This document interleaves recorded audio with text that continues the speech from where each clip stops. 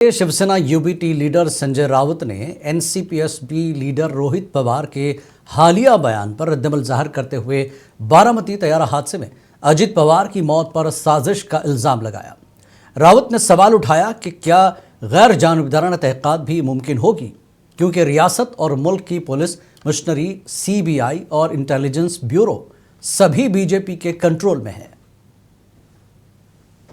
बात ऐसी है कि इन्वेस्टिगेशन एजेंसी इस एक्सीडेंट या षड्यंत्र का जांच कर रही है, लेकिन जिस प्रकार से सभी पूरे देश की और राज्य की पुलिस यंत्रणा, सीबीआई, आईबी, ये भारतीय जनता पार्टी के मुट्ठी में है, तो क्या निष्पक्ष जांच हो पाएगी?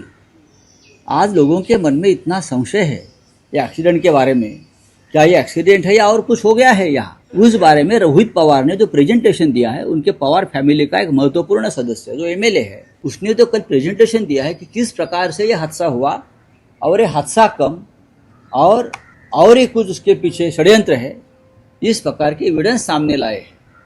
तो उस बारे में देश के गृह मंत्री ने सोचना चाहिए और पवार फैमिली, जो खास करके डिप्टी सीएम सुनेत्रा पवार और उनके बेटे ने जो कल पीएम से मिले हैं या होम मिनिस्टर से मिले हैं, ये मांग करनी चाहिए। अजित पवार के तैयारा हादसे पर रद्दमल जाहिर करते हुए बीजेपी के एमएलए राम कदम का कहना है कि शिवसेना यूबीटी लीडर संजय राउत सुबह शाम बेबुनियाद बयानात देते रहते हैं। उन्हें मालूम होना चाहिए कि महाराष्ट्र के वज़ीर आला ने मामले की तहकीकात का हुक्म दिया है और डीजीसीए तहकीकात कर रहा है। तहकीकात मुकम्मल होने के बाद तमाम हक़ाइक़ सामने आ जाएंगे। उबाटा के नेता संजय राउत सुबह शाम उटपटांग बातें करते रहते हैं। उनको पता होना चाहिए महाराष्ट्र के मुख्यमंत्री जी ने स्वयं आदरणीय देवेंद्र फडणवीस जी ने इस विषय की जांच हो, इस प्रकार की मांग की और केंद्र सरकार का जो मंत्रालय है डीजीसीए, सिविल एविएशन मंत्रालय, इसकी जांच कर रहा है। जांच के बाद सारे तथ्य सामने आएंगे। पर सभी राजनीतिक दल और राजनेता इस बात की सावधानी बरतें। एक दुखद घटना है, उसके परिवार पर, कार्यकर्ताओं पर, उनको चाहने वालों पर क्या बीती होगी, उसकी संवेदनाओं को ध्यान में रखते हुए ओछे राजनीति का ये हिस्सा न बने, इसकी सावधानी सभी नेताओं को और राजनीतिक दलों को रखने की आवश्यकता है। सीनियर डीजीसीए हुक्काम की 4 रुकनी टीम ने बारामती में तैयारा हादसे की जगह का दौरा किया, जहां महाराष्ट्र के नायब वज़ीर आला अजित पवार और 4 दीगर अफराद की गुज़श्ता माह मौत हुई थी। मकामी हुक्काम ने बताया कि अपने दौरे के दौरान टीम ने 28 जनवरी के वाक़े से मुंसलिक सीसीटीवी कैमरे की फुटेज और वीडियोस का जायज़ा लिया। मरकज़ी शहरी हवाबाजी के वज़ीर के राम मोहन नायडू ने कहा कि तैयारा हादसे की तहक़ीक़ात वक्त के साथ मुकम्मल की जाएगी। वाज़रे के एनसीपीएसपी के एमएलए और अनजानी अजित पवार के भतीजे रोहित पवार ने तैयारा हादसे की वजह से होने वाले वाक़यात के सिलसिले में कई सवालात उठाए हैं।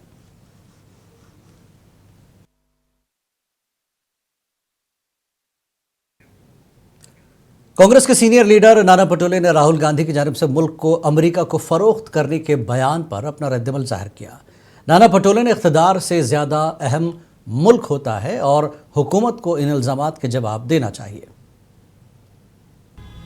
और जिस तरह से अमेरिका हमारे देश के व्यापार को डील करेगा, हमारे यहाँ पे क्या होना चाहिए, नहीं होना चाहिए, जिस तरह से जो डील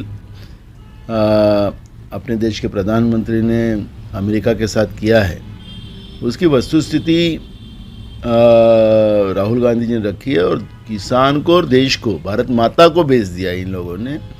इस तरह का वस्तुस्थिति देश के सामने रखी है। तो मुझे लगता है कि ये वस्तुस्थिति रखने के बाद सरकार ने इसको अब सही जवाब देना चाहिए, क्योंकि देश पहले महत्व का है। तुम्हारी सत्ता है नहीं है, ये बात का इशू है। अपने आप को बचाने से देश को बचाने की कोई सरकार ने भूमिका रखना चाहिए। ये भूमिका हमारी है, राहुल गांधी जी की और कांग्रेस पूरे पार्टी और देश की जनता की भी है। देखो, आरोप प्रत्यारोप करने से वस्तुस्थिति अब तुम्हारे सामने है। 70 साल हमने देश को संभाला और वो इस देश को बेच रहे हो आप। इसलिए किसने बेचा और ये करना, अपना पाप दूसरे पे डालने से अब तुम 12 साल के हो गए, 12 साल से सत्ता में हो तुम, अब तुम्हारा हिसाब दो ना। लाल किला हमले से जैश मोहम्मद को जोड़ने वाली अक़वाम मुत्तहिदा की रिपोर्ट पर कांग्रेस लीडर हुसैन दलवाई ने कहा कि ये बहुत खतरनाक है। अगर पाकिस्तान हमारे मुल्क में दहशतगर्दी फैला रहा है तो पाकिस्तान को किसी न किसी तरह सबक सिखाना चाहिए।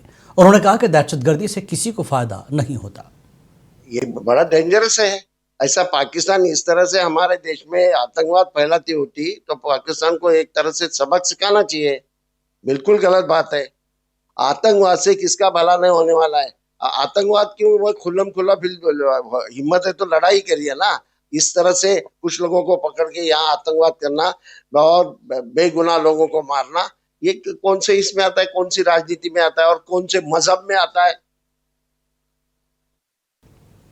समाजवादी पार्टी के रियासती सदर और एमएलए अबू आसिम आजमी ने कहा कि जब पाकिस्तान हाथ मिलाने की बात करता है तो हम इस हाथ को क्यों नहीं तोड़ देते।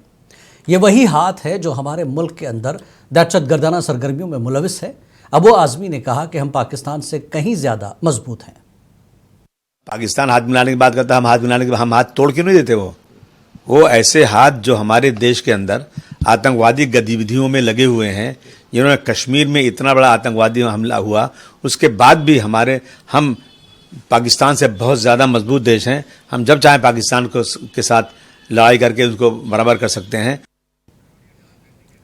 एआईएमआईएम के तर्जुमान वारिस पठान ने मुंबई की मेयर रीतू तावड़े को उनके हालिया बयानात पर तनकीद का निशाना बनाया। वारिस पठान ने कहा कि बहैसियत मेयर उन्हें मुंबई की तरक्की पर तवज्जो मरकूज करनी चाहिए। देखिए, बनी है मुंबई की मेयर बीजेपी की नहीं, ये आते ही इन्होंने नफरत फैलाना शुरू कर दिया। सबसे पहले वंदे मातरम जो नहीं बोला, इंटरनेशनल हो गया, उसके बाद में बांग्लादेशियों को हटाना। अरे मैडम जी, सेंट्रल गवर्नमेंट का काम है, आप मेयर है। हाँ, आपकी प्राथमिकता क्या है आपको पता है। आपने लोगों से जो वोट लिए, लोगों ने आपको वोट क्यों दिया। आपको मुंबई के बारे में सोचना है। जो 4 साल के बाद अब मेयर बनाए यहाँ पर, मुंबई के अंदर रास्ते पे खड्डे नहीं, खड्डे के ऊपर रास्ते बन गए हैं। यहाँ पर 15 मिनट बारिश आती है, ट्रेन ठप हो जाता है, ट्रैफिक खत्म हो जाता है। इसके बारे में आपके पास क्या नीति है, क्या पॉलिसी है आपके पास, क्या ड्रेनेज सिस्टम के लिए आप काम करने वाले हैं। मुंबई के अंदर पोल्यूशन बढ़ता जा रहा है। मुंबई की उच्च न्यायालय ने बीएमसी को फटकार भी लगाई थी। ये इतना जो कंस्ट्रक्शन चलता जा रहा है, इलीगल लीगल, उसके बारे में आपकी क्या पॉलिसी है, किस तरह से आप पोल्यूशन को कंट्रोल करेंगे। ये लोगों के स्वास्थ्य का सवाल है, इसके लिए आप क्या करने वाले, बस उसके बारे में इनको कुछ बोलना ही नहीं है। 75,000 करोड़ रुपए का जो बजट है मुंबई का, क्या आप ये बजट बांग्लादेशियों को निकालने में यूज़ करेंगे। और ये घुसपैठी जो घुस रहे हैं, आपके पास क्या आंकड़ा है, क्या डेटा है, कितने आए, कितने रह रहे, कितनों पे केस हुआ, कितनों को निकाला, कोई डेटा इनके पास नहीं है। और जहाँ से घुसपैठिए आ रहे हैं, आपकी सरकार तो मैडम जी 12 साल से सत्ता में, बॉर्डर स्टेट पे तो आपकी सरकारें हैं, तो क्यों नहीं रोका गया। एआईएमआईएम के तर्जुमान वारिस पठान का ये भी कहना है कि हम वंदे मातरम का एहतराम करते हैं, लेकिन किसी को ये कहने पर मजबूर करना गलत है। उन्होंने कहा कि आइन के आर्टिकल 25 के तहत हर फर्द को मजहब पर अमल करने का हक हासिल है। देखिए, वंदे मातरम का हम आदर करते हैं, सम्मान करते हैं, लेकिन किसी को जबरन ये बोलना कि आपको ये बोलना ही पड़ेगा, ये गलत है। देखिए, संविधान ने आर्टिकल 25 ने इजाज़त दिया है राइट टू प्रैक्टिस रिलीजन का। हर शख्स को इजाज़त है, आप अपना रिलीजन प्रैक्टिस करो, हमारा रिलीजन प्रैक्टिस करें। मगर इसमें कुछ ऐसी पंक्तियां हैं जो एक मुसलमान के लिए सही नहीं है, एक प्रैक्टिसिंग मुसलमान के लिए सही नहीं है। देखिए, मुसलमान का क्या है, दीन ला इलाहा इल्लल्लाह मुहम्मदुर रसूलुल्लाह, there is only one God, Muhammad सल्लल्लाहु अलैहि वसल्लम is the messenger of God. हम अल्लाह के सिवा किसी और की वंदना नहीं करते। अगर फोर्स करना, सुप्रीम कोर्ट का एक जजमेंट है जस्टिस इमैनुअल केस के अंदर, आप उस जजमेंट को पढ़िए पहले, ये तो पढ़ते नहीं है जजमेंट। उसमें साफ तौर से लिखा है कि नेशनल एंथम जो जन गण मन है वो मैंडेटरी, और ये जो राष्ट्र सॉन्ग है, ये इसको आप नहीं पढ़ो तो भी वो नहीं है कुछ। वहाँ पर साफ तौर पर जब नेशनल एंथम पढ़ा जाता है, जन गण मन पढ़ा जाता है, हम दिल जान से पढ़ते हैं, दिल जान से खड़े होते हैं, सम्मान आदर के साथ हम पढ़ते हैं। लेकिन वहीं पर आप ये बोलो कि नहीं, ये आप नहीं बोले तो आप एंटी नेशनल, आप पैट्रियोटिक नहीं रहते, ये गलत है। आपको एक रिलीजन के साथ हमारी देशभक्ति का आकलन लगाने का किसने अधिकार दिया है।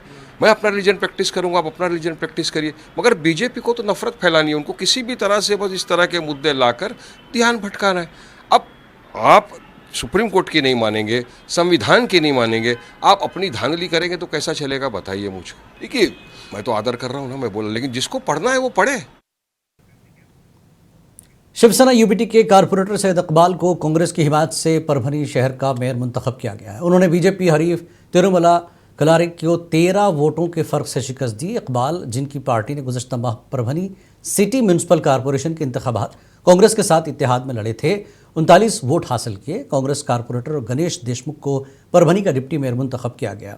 कांग्रेस और शिवसेना यूबीटी ने 65 रुकनी पीसीएमसी के इंतखाबात के लिए कबल अज इंतखाब इत्तेहाद किया था।